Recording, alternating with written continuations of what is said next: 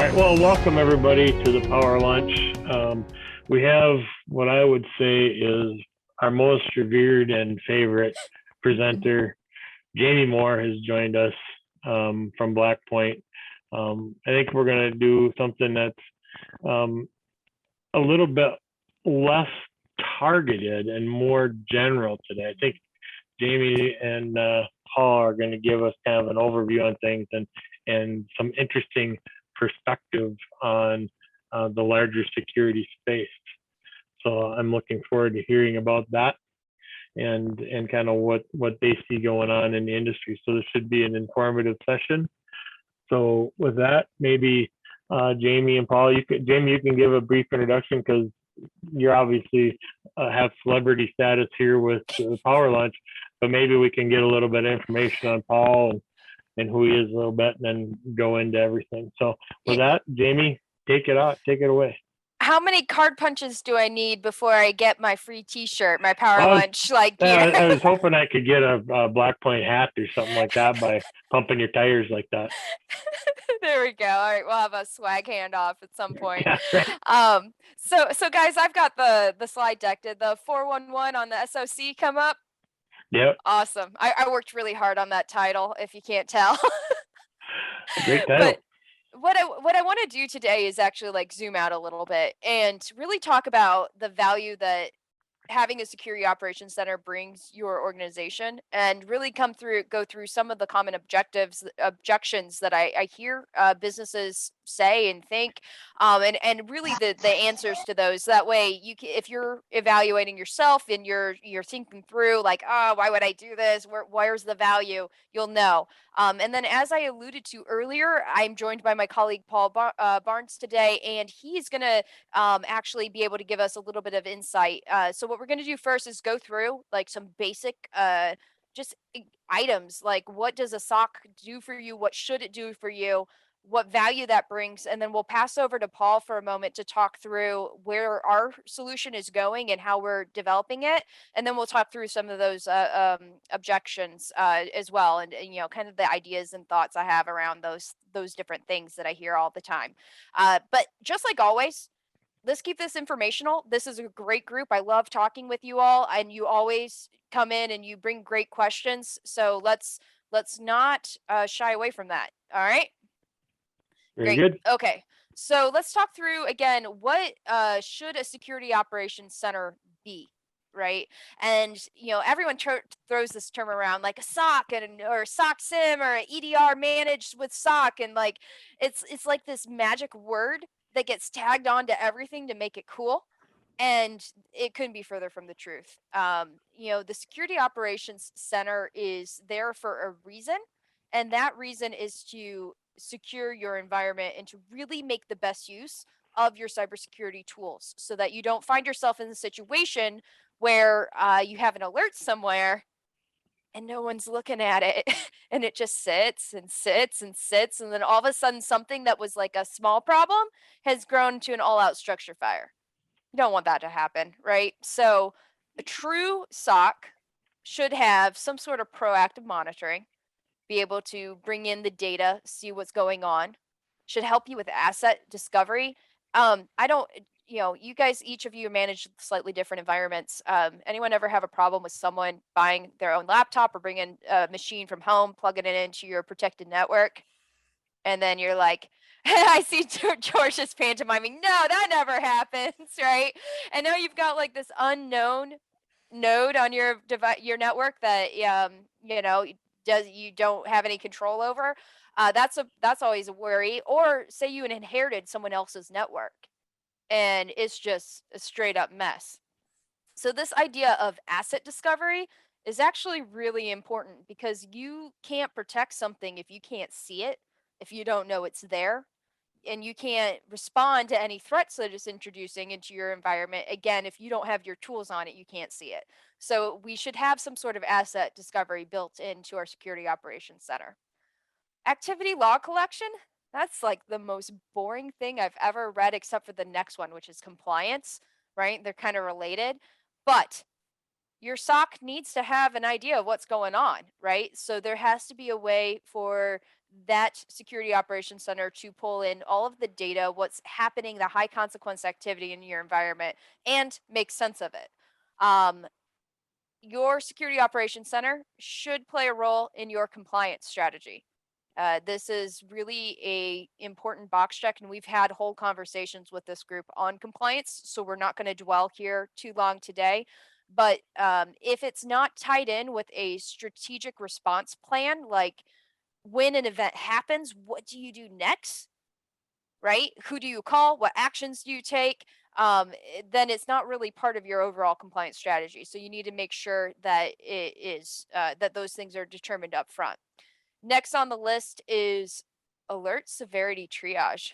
Okay, that sounds again not the most exciting thing, right? But if you treat everything like it's a code 3 red fire drill, like, panic mode, or you treat it all as if it's not important, right? You're going to miss stuff. You need the ability to look at all of your data flowing in, all of these logs, all of this activity that's happening in the environment, and prioritize what needs human eyes on it the fastest, right? So your SOC should have the ability to do that for you. They can't just give you a long data dump list of alerts and say, okay, start at the top and work your way through. I don't know any IT people who have time to sit and respond to every single alert in order, right? So we need to make sure there's some sort of triaging going on. Threat response, this is where Blackpoint wins, right? We absolutely dominate this. Uh, your SOC is not a SOC if it can't actually respond and do something for you. Have to actually be able to spot the bad guys, then do something to stop them in their tracks, shut the door on them, protect the network. So you actually have to have a response. After that, incident recovery, guidance on what needs to happen to get all the way back to the right state, and this post-incident investigation. How did this happen? What went wrong, right? Cybersecurity is not like this stagnant point on a map where you just travel to it and then you're there. It is a cycle. As things change, your base state needs to change, right? You maybe need to do firmware updates and patches and maybe train users. One of our favorite demos we do for cybersecurity is to have a user click on a malicious link.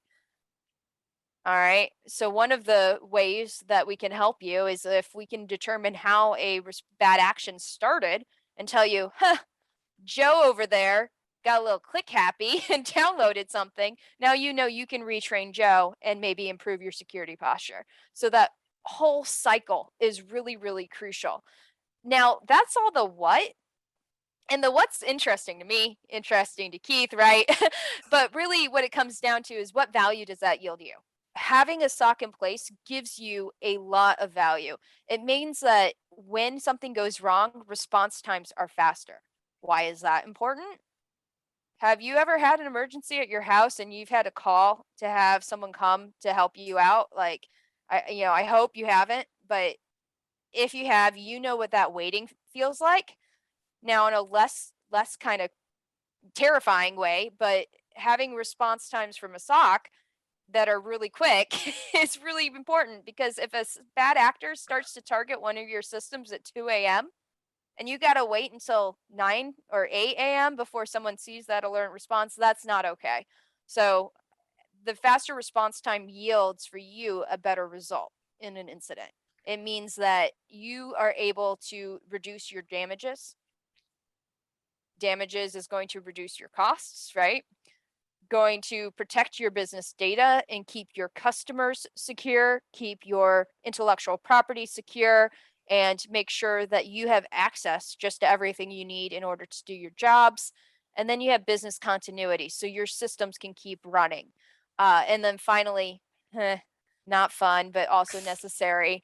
You get a lot of value if you have compliance out of being able to do it. So again, making sure that you don't get too wrapped up in the what when you're making decisions about your operations center. You want to understand these things, you want to know these features and this value that you're getting, but you also want to make sure that you understand why you're allocating budget for something like this. It is not just because it's cool technology or Jamie keeps saying I need it, right? It's because this is actually going to give my business value that I can then go report to my ownership and say, hey, look, we have this security operations center in place and this is yielding reduced downtime, reduced damages, less costs in the event of a breach. So all of that is pretty cool. This is the stuff I talk about every day. But I want to give Paul the stage for a few minutes to actually talk about some of the extra ways that we're growing and bringing more value for our customers. You're muted. Yeah, I'm just trying to find that. I'm used to Teams, so yeah, Zoom's all new for me. And this fancy background, I've not changed it since we had our Blackpoint Recon event probably a couple of weeks ago. So yeah, well, yeah, just a quick introduction. So I'm fairly new to the company, so I joined in around June timeframe this year. I came from a company called Webroot, with antivirus, and I used to run product management for them for years. Was with them for 15 years from a startup, which got bought by Webroot in 2010 and took it through to a couple of exits. So my role is very much on the product strategy, used to look after the cybersecurity strategy and user experience and product management. So years spent with security. One of the interesting things around me joining Blackpoint was, in fact, I was looking at Blackpoint from, let's say, a acquisition perspective, let's say. And so, I was involved with a lot of M&A and like looking at the market out there. There was only one which stood out, and unfortunately, just didn't have deep enough pockets for Blackpoint at the time. But that's how I got introduced to the team, and I'm extremely glad to be here. And so, Jamie, I don't know if you've got the slides on yours, or if you wanted me to. Yeah, you can take over the share. Cool. Keith, I'm not. You wouldn't have allowed him the master control. Oh boy, which screen? This is where it gets fun. Private email. Put your private email on the screen. Yeah, could we see that, please? You got my Teams chat. There we go. Jamie, give me. It's all good. Right. You want me to make you the host there, sir? Yes, please. Let's figure out this out. Again, I'm not used to Zoom. I'll make you the co-host. Okay. There. You should have the ability to do whatever cool stuff you want. All right. Yeah. Instead of seeing your personal emails, let's just look at your pictures. There's nothing interesting on this laptop. Funny cat pictures. Great. So hopefully, oh no, still not done it. Screen 2. There we go. Right. So let me just get Zoom into a nice place. As a control. So hopefully you can all see this. I'm not going to go through every single slide. I think there's some context around like the market problems. I think you all know the problems. I mean, Jamie's highlighted a bunch of those what's, which you guys should be looking at, and the whys, of course, more important of why you need MDR. But I did want to level set on a few things more high level, more about our mission and vision. So this is kind of really around why we're in this business, and I won't read it out all the items, but this is kind of the kind of guiding light for our organization, and very much focused on the MSP SMB community. And we're really one of the things which attracted me to Blackpoint is that we really have a really kind of enterprise grade, nation state grade cybersecurity, which has been made usable and applicable for the SMB and MSP space. So it's one of those things which, as a kind of put my investor hat on and product manager hat on, it's extremely useful for us.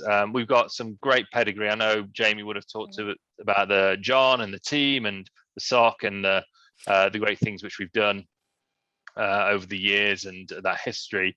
But really having that kind of background and that focus just means that we continue to kind of excel at what we do. And behind the scenes, there's a few principles which we do have, and this is an internal slide, but it's really around what what we have as our core product principles. So this is, again, on that point of mission, vision, this goes into the strategy side of how we do it, and really what are the kind of guidelines for us as we kind of go to market. And so, again, like nailing the ease of deployment. So you know how easy it is for us to deploy our components, and extremely lightweight. It doesn't get in the way of other technology. In fact, we've got a great integration stack.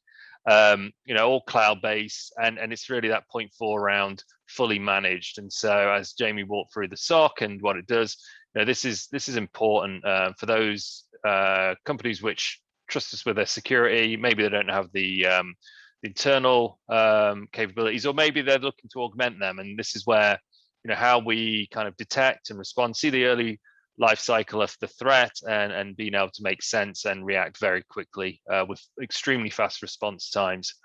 And then just really on to number 8, and really the support and which you get from the team. I think you hopefully agree that it's very strong. Other companies will put a paywall in that, and we feel it's very important that we learn from you guys, and we want to make sure that when you've got in your time of need, we make ourselves as accessible as possible. So hopefully you've been experiencing that from a support perspective. But I did want to frame that. That's kind of who more around who we are, and again, it's part of that guiding light we have for the organization, just to say that we're kind of focused. This is kind of what we do. There's a bunch of things which we don't do as well, and we kind of straight about that. Like, we're not trying to go into like the Fortune 50 and say, hey, we're gonna focus on you guys. We're very much centered around the SMB and MSP market. I always say we're bringing cybersecurity to Main Street, right?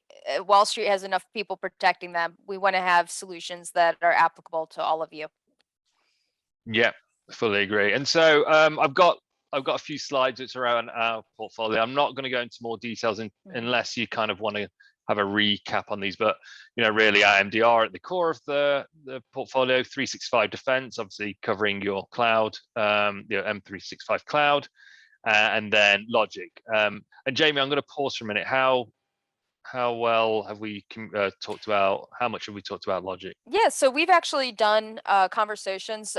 We were joking about having the punch hole pass on each of those, 365, Logic, and then also cyber liability insurance with this group.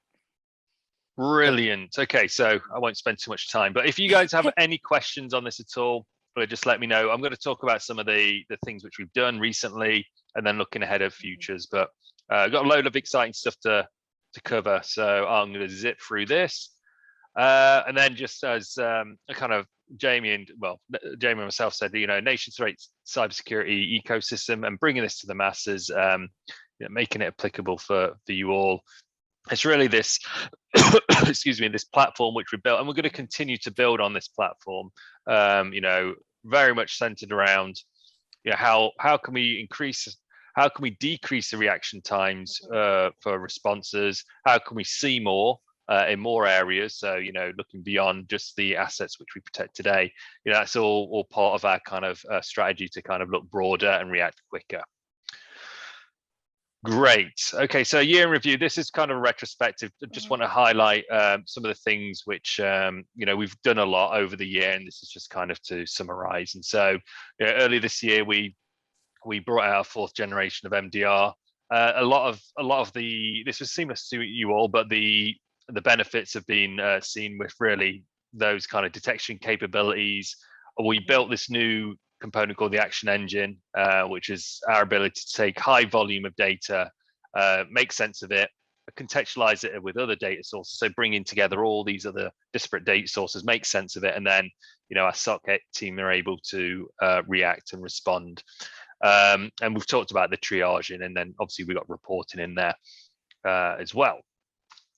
Great. And then so from a response perspective, we've actually brought this forward quite a lot, and this has all been seamless to you all, but it's really, and what we've done, we've really improved our ability to surgically respond to threats. So as you know, we've had capabilities to detain assets off the network, and it's kind of the nuke option to remove them off the network.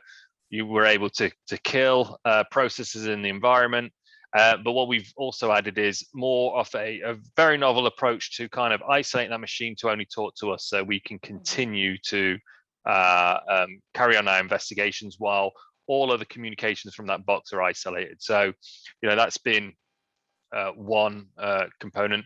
I think we've simplified the one of the things which we've done is simplifying some of the what's called the contact profile. So, we started off with a more a la carte way to deal with, hey, if there's a response, look, how does the customer want us to respond? Do you want us to do it in these assets differently to these assets? But over our research, and years of learning, we found that to provide the best kind of experience and the best security for you all, we've simplified that, with our standard response profile. So, that's been a great move for us. Our customers have received that very well, and it's just, again, it's kind of increased our ability to protect you all.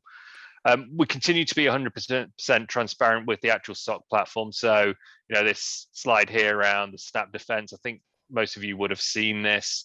And so you can go in there and play there and see what our SOC sees. And that's one of the beauties of this solution, is that we don't hide anything from you. We show you all the data. Obviously, we take all the heavy lifting off making sense of that data and responding.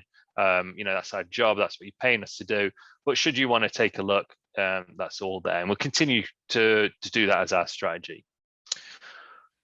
All right, Log Explorer. So the fancy slide. So what we've done recently is, and actually there's a bullet point missing here. I haven't had time to update that because we only released this last week. And so we've done a lot on Logic. So Logic got released, I think this is the first week I started. It was like, hey, welcome on board, Paul. You got a new product to manage. So it's like, great. So Logic got released in June, and we've seen some great traction with that. We've been adding to this a lot on the kind of usability, the visibility as well around usage. And one of the biggest additions which we've had is around the Log Explorer. And so, obviously leveraging Logic, it's great. You send all your syslog, your FIM, your Windows events data comes in, but now there's ability, and we're in the beta of this, but we've got quite a few customers actually leveraging this, where you can actually see the data live coming in, streaming in. So, if you do want to see if it's working, and even run a few queries yourself, there's a capability there, which is a fantastic addition. Next piece is around some of the compliance reports. Obviously, as part of that release, the initial release in June, we've been tuning this a lot more, again, from a usability standpoint, to make this easier to follow, adding more visual cues to the surveys to show you what needs revisiting, where you're compliant. Again, just trying to make this as easy as possible. We realize that we're not going to fully tick all the boxes of compliance, so we kind of put that into your hands. But during that process, we try to make it as easy as possible for you to follow, like CMMC, HIPAA, PCI, to kind of go through that process and then export the data. And then again, it's just tuning the experience since launch. And then the last one is really around integration. So we've added quite a few recently. So we've added, I think the last two were Malwarebytes and Silence. So they were in the last couple of months. And so we've got SentinelOne, Bitdefender also added this year. Obviously, we've got a whole host more. We've got obviously the Meraki from a network perspective. And, the roadmap to add more is, and I'm going to talk about roadmap, it is kind of full of others. And we kind of deal with this from a priority perspective of how we want to tackle the next ones. But we tend to kind of partner with the top brands which we see in our base, and so that's again how we prioritize it. But a very important part of our portfolio. We obviously the whole technology stack we have is all proprietary. We built it from the ground up, but we do leverage third parties to augment that view for the SOC and for you as a customer, as I mentioned, around that contextualization around the action engine. Pulling in data from a SentinelOne or Malwarebytes Silence, that's very helpful for you to join the dots to say, all right, well, there's this event which happened on this box, and Silence said it was malware, and again, giving you that context. So as you're looking at their portals, it's easier for you to again join the dots. Question? Jamie? Oh, no question. I was just thinking of an example of that. The other day, was working with a customer. We were doing a review of their network, and we saw that their antivirus was alerting on something, and it marked it as quarantined, right? So it looked like it was all done. Well, you follow up the process tree a couple of jumps, and we discovered there was actually a persistence mechanism that had downloaded something else in addition to what the antivirus had caught. So the initial breadcrumb for us was the antivirus alerting that something was quarantined. Had you just been looking at that yourself, you might say, "Oh, good, done, caught it. We're great." But the process was actually pulling down other stuff that did not get caught, and it continued a little further until we were able to, spot and stop it. And so having these integrations is awesome because we see the visibility into what these other security tools are seeing, but then we don't just leave it there and say, "Oh, okay, all done," right? We follow it up to where the source was, and we make sure that the whole situation is mitigated. So yeah, that story came to mind, Paul, while you were going through this slide, as I actually just got to see it work in action. So it was great. Brilliant. Great stuff. Yep. Cool. Yeah, so really looking ahead, going to keep this fairly high level, but I can go into deeper details if you need. So Logic, great new product which we got out there. I mentioned the Log Explorer, so I don't know if Jamie, if the team would like to try that, we can obviously set them up to view that. But that's a really great capability for you to see it, all the data coming, all the events coming live. And then we've got a lot more to add on that. I think, when you do need to retrieve the logs, at the moment it's a fairly manual process. For anyone wanting to request the logs, they'll have to come through a ticket. We kind of pull that data and then provide you an S3 Amazon S3 link for you to download that. We want to make that kind of self-service and also be able to replay all that log data which you requested back through the Log Explorer. So you can query it, so you can play with it. I'm sure you've been told a million times that we're not trying to be a sim with Logic. There's tools out there if you do want to get deep into building your own dashboards off the event data and things like that. We kind of aim this at those wishing to address the compliance requirements, and then certain actions from that compliance would be, hey, I need to check the logs are working, and also if there is an incident, you want to go and access it. So that's a lot of the work which we're going to continue on with. And then cloud monitoring with the MDR. So a bit vague, but we've got some great technology with 365 Defense, and that's has its friction points, let's say, with the kind of onboarding and things like that. We're looking to improve that drastically, and then build on this new platform which we're working on to pull in more data. So we'll kind of improve the experience of Microsoft 365. Then beyond that, we're very much looking at other cloud providers to pull additional data from an MDR perspective, but also from a login and compliance perspective. So one of the things which we want to do with, let's say, M365 logs, Azure logs, is pull that into Logic as well, if you'd like that for compliance. And then the next kind of batch of technology which we want to focus on is more around authentication technology. So like a Duo, Ping, Okta, those kind of things, just to get those kind of auth logs, because that's one of the key things which you do with cloud-based MDRs is looking at any authorization requests, and from strange IPs or from new account creations or privileged escalations of accounts. You want to be able to log that and trap it if it does occur in a kind of a malicious fashion or anomalous fashion. The next item, when I did this slide, we were keeping it very vague because we didn't know if it's going to work. And so what this really is, and it's actually live now in all our agents, and we've not really talked about it, but we are going to put it into a future release note. It's our new anti-ransomware capability. And so AVs, I've come from an AV, done that for 15 years, and know that there's no silver bullet in that industry. And there's always gaps in everyone's approach. So we've kind of looked at that problem and taken a bottoms up approach to how to solve it. doing a bunch of research on all the different techniques, because we see every strain of ransomware out there, obviously by nature of our SOC team looking at that every day.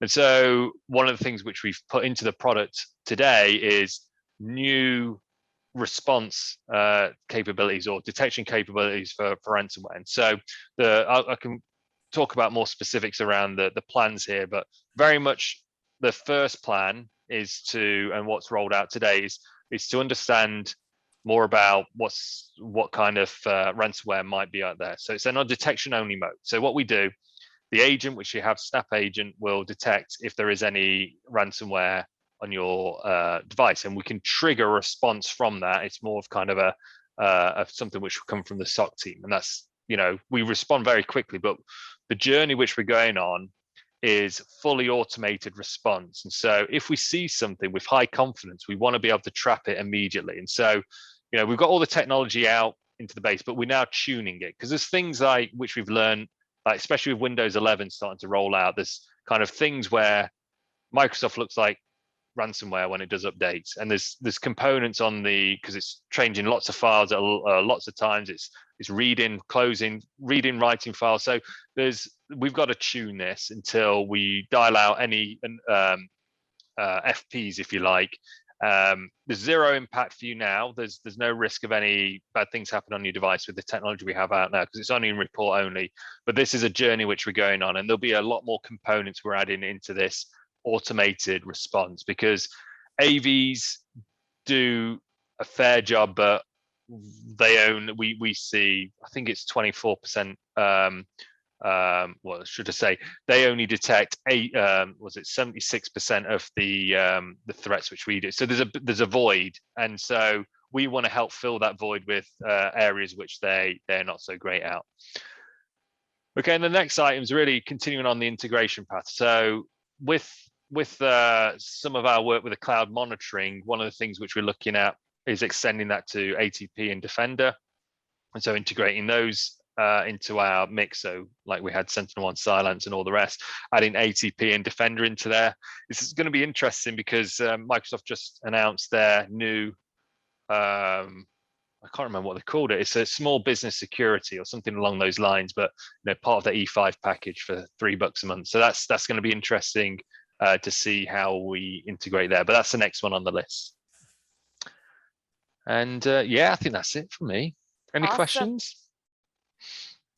One of the things I was wondering about is, because both of you guys are kind of in the front end of things, and when we're working in private industry, we kind of get, I don't want to say siloed, but our field of view is somewhat limited, right? So I'm wondering if you guys see, or if you have a summary of the current threat landscape, and if you see any emerging type things going on, like any weird rumblings on the horizon that people should be aware of, that you guys are kind of in front of and working to address. So one thing, Paul, do you want to go first, or? Yeah, you can go for it. So one thing I think that's really interesting is that over the past year, we've seen in combination with ransomware, we're seeing more and more data exfiltration. So ransomware person gets on the bad actor gets onto the device, doesn't instantly lock up everything, right? Instead, they spend some time exploring where they are, spreading from device to device, and then also they begin to copy data offsite. One of the things that has happened is backup disaster recovery has gotten so strong over the last several years because of ransomware, right? So the original thought was make your data not important by having multiple copies of it. Well, the bad guys are seeing that trend, and they still want to get paid. From their perspective, they've gone through all the effort of breaking into your environment, exploring. And so to ensure that you're going to pay them, that they're saying, okay, well, I've also copied all of your data. Here's a sample of what I have on you. If you don't pay me to get this decryption key, that's okay. You should still probably pay me, because I'm going to make my money somehow. I'm either going to release this to the news media and embarrass the crud out of you, or I'm going to start going to your customers and letting them know you've been breached and using their data to extort them, or maybe I'll just sell it on the dark web, right? And so we're seeing this double extortion where you've got ransomware, but your data's also been stolen. On top of that now, and this is one area our director of threat operations has hypothesized, that if you are a ransomware actor and you're making all of this money by encrypting people's networks and selling them the key, and then you see this new way where you can just steal their data and threaten to sell it, and you're still making the money, but now you're not having to manage software, the ransomware program, right? Isn't that easier? So one of the things that we're predicting may potentially happen is that more of these attacks are just going to be straight up good old fashioned blackmail, right? So that's interesting for sure. Paul, did you have another area you wanted to cover? I think you hit the nail on the head there, because that's exactly what's going on, like around data exfiltration. And it's funny because I was speaking to another company today, and they focus on DLP, another vendor in the space, and it's such a hard technology to get right. And like I obviously Webroot and Carbonite bought Webroot, and so well versed in all the kind of BDR side, and it's an incredibly difficult threat to kind of to deal with when you don't have the visibility across the assets and all this kind of macro view, which we're fortunate to have. The other thing which we see catch us out as exploits, of course, it's ebbs and flows. It's seasonal. Working in AV for 15 years, you see it all the time where certain kind of malware strains, whether it's campaign driven, so there'll be exploits in various software which is leveraged. We saw the mega exploits with RMMs. They're the ones which keep us up at night, and so these ones are harder to predict. But when they do hit, they're incredibly impactful, and the attackers move extremely quick. So I think recommendations is just to keep an eye on. There's some great security resources. See that we always push out anything which is touching our base from a let's say an exploit perspective. We'll push out recommendations, but keeping the kind of keeping everything patched and up to date is critical. But yeah, to summarize, it is data exfil, exploits, and that's pretty much the long and short. Exchange vulnerability exploits, and then exactly good old fashioned exploits of VPNs. Like that is the least exciting of the exploits, and it just won't go away. You have to keep your network appliances patched and current on their firmware. You just have to, and that's even that alone is no guarantee that you'll be secure, right? Because new ones are found and new vulnerabilities are found on a regular basis. So I feel like a broken record. Ransomware, right? data theft, exchange, and firewalls for sure. And RMMs. I just watch out for RMMs. Good grief. And Paul, we should probably define that. I think everyone here knows, but that's remote monitoring and maintenance platforms. Those are tools that IT companies use or big businesses use to control all of their endpoints, have access to them, push software and updates. Well, think about how damaging that could be if a bad actor gets access to that tool that IT companies use to manage all these other, businesses, and that makes it, we call it a supply chain attack, right?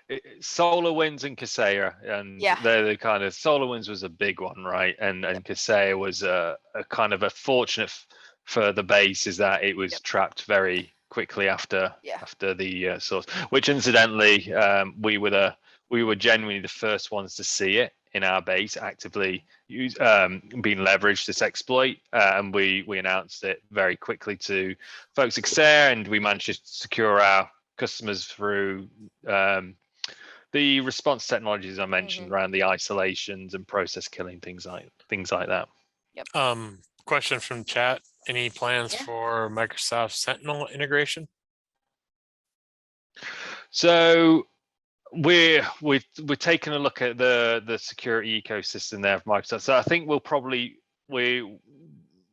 getting asked a lot around ATP Defender, but as I mentioned, this new SKU which has been announced, I think it was last week. We're hoping to be able to pull in that data. So I mean, we'll look at Sentinel a bit closer. But yeah, it's very much focused on ATP Defender to begin with, and as far as outputting data from our platform, like say API base or into the SIMs, we don't have any near-term plans for that. But one of the things which we do want to do, as in we don't have any near-term plans to push our data to another threat platform. What we do want to do is extend our reporting capability. So we've got all this great data in the Snap dashboard around all the value we're providing, all the events seen. We do want to provide a lot of that data via API for reporting purposes. So I don't know if that covers it, but do you see any particular vertical that is more attractive to the bad actors than another vertical? Is there something going on with that? So I think healthcare continues to be a target. At least that's definitely what hits the news. I've heard personal accounts of plenty of finance title companies, anyone dealing with large amounts of money that gets hit. But at the end of the day, I do not want to highlight those industries and give people a false sense of security. Like, oh, good, all I do is make this widget, I'm fine. Because it really what it comes down to is that the internet is really, really rough neighborhood with lots of bad actors. And if you are on the internet at all to do anything, you can become a target really quick. Just, you're one firmware update shy or one operating system update shy, or you're using a tool, or one of your vendors is using a tool that gets compromised. And now you're available to be targeted.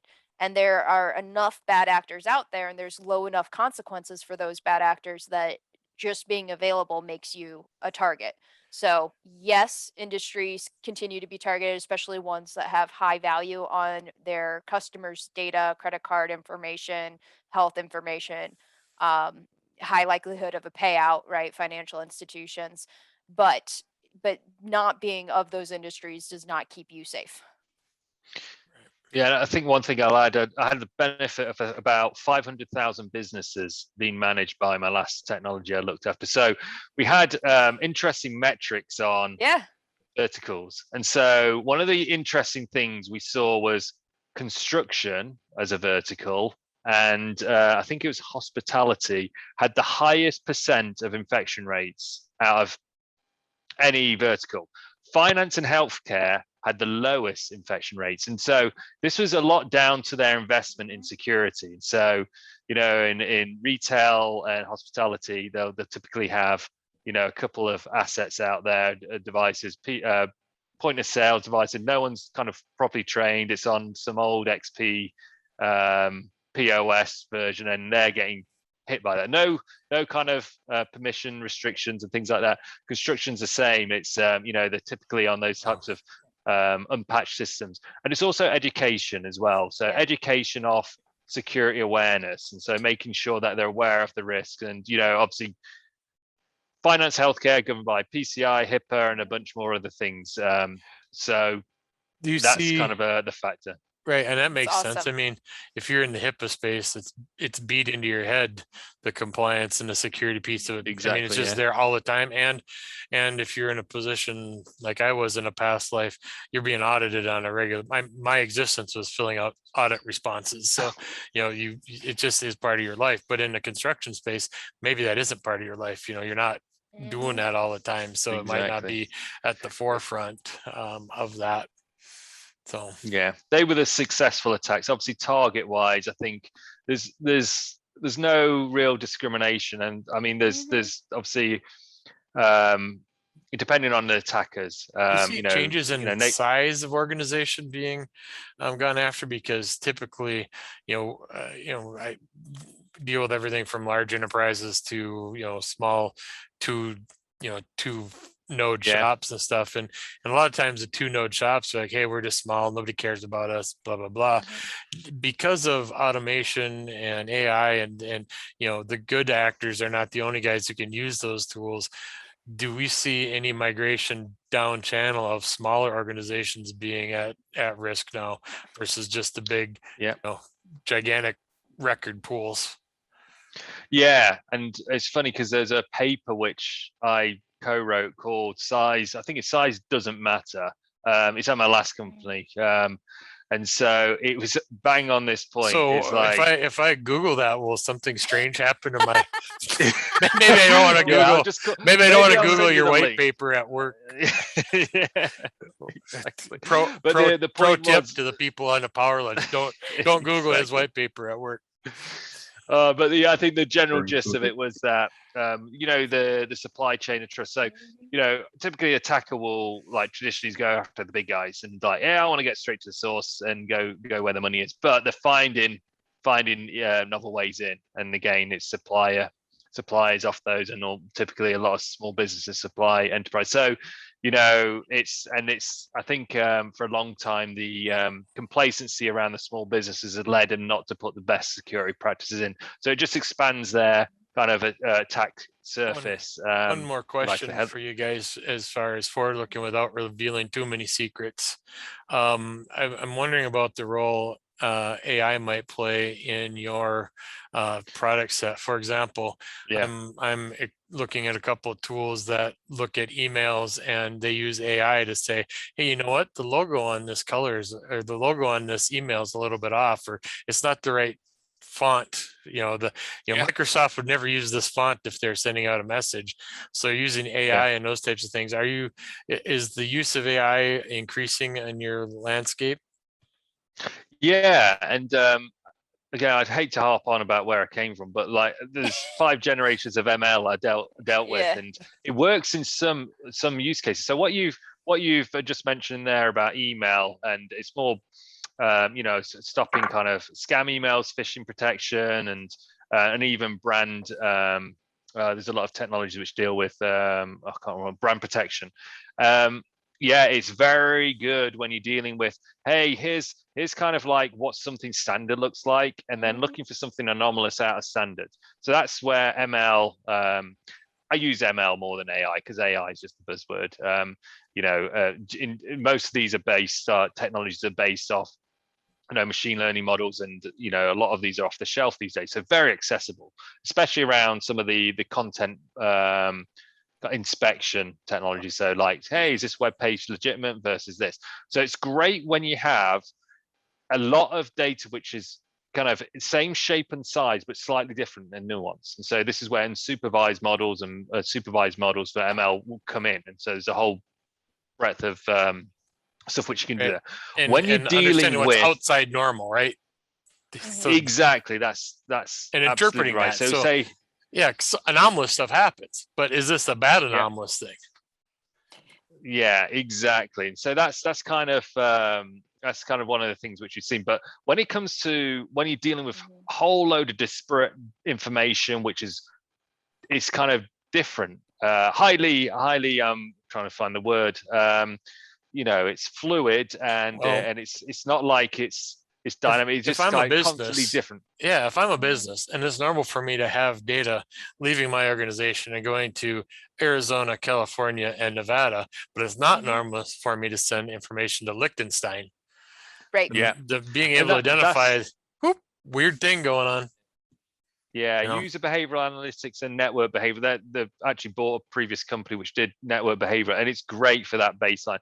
We're looking into it on our side because we get a whole load of data through. The action engine which we built is great for contextualized that data, and we're always looking for that. Again, the time to response, we want to minimize that as much as possible, and if we can use ML to help with that, and we're never going to remove the humans out of the loop completely, but just giving them a leg up to say, hey, there's this activity, we're going to score it as a 1.2, which raises up on the kind of the triage for us. And then does the capability exist to be able to tell, hey, you know what, where this data is going, or I'm being accessed by a user, a home site versus a commercial site, being able to tell those things that are, just sniffs of, you get a sniff of something weird going on, and being able to be kind of almost predictive in that manner. I would imagine that's kind of an interesting space to be looking at. Yeah, there's a few which do reverse lookups on IPs to see, hey, is it a corporate IP versus a a home, and that's Mhm. where Bright Cloud Technologies, which looked after those guys, had something similar. But it's hard on volume, because as data increases, the number of events you're looking at, the ability to comb through that and find the needle in the haystack. So ML is a good way to look at it. yeah, I mean, it seems to me that those things are relatively easy to understand. The source and the destination. Those things are easy mechanically. Like you said, it's the volume of data.